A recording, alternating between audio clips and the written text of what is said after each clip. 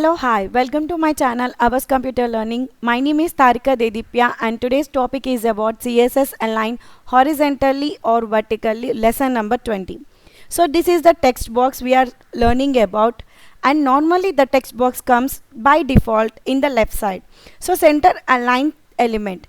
While using this center align element, this will become the horizontal centered in a block element. Like we write this in the body like divide using the margin auto, the text will be in the center. That means the box, the horizontal center block will be in the center. That is nothing but a text box. Setting the width of the element will prevent it from the stretching out of the edges of its container. So we have to write the width, border and padding, and we have to color also, and the element will then take up the specified width and remaining the space will be split equally between the two margins. And this was about the text box, and this is about text in the box, that means center aligning the text. So note one thing, center aligning has no effects if the width property is not set, or it will if the width property is 100%. So how to align the text align? Simple. We used many times in this CSS lesson. So to just center the text inside an element, just use the text align center. So the text will be in the center with the box.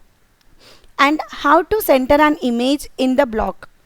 So to center an image, set the left and right margin to the auto and make it into a block element. So the image will come in the center.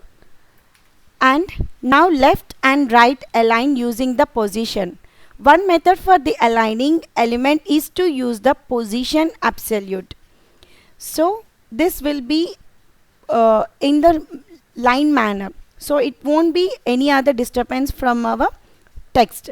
Absolute, one note for this, absolute positioned elements are removed from the normal flow and can overlap the element also.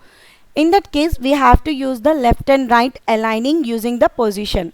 Using the left and right align with the float. So we need to write the float property. Other method for the aligning the element is used to the float property. So we are using the float property. And clear flex hacks.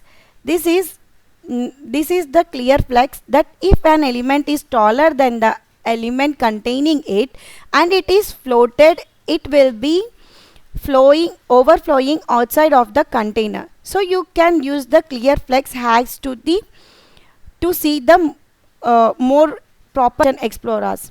So we are adding the center vertical using the padding. So we have seen horizontal. Now we are seeing about the vertical.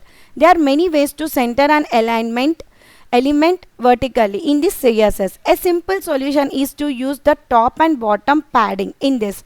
So I have used here 70 pixel and padding 0, and this will become in the left side. So to center the both, you need to add the text align center and center vertically using the line height. So another trick is to use the align height property with a value that is equal to the height property. So this is another one to use the vertically height. So center vertically using the position and transforming. If padding and line height are not positioned, another solution is to use the positioning and the transform property.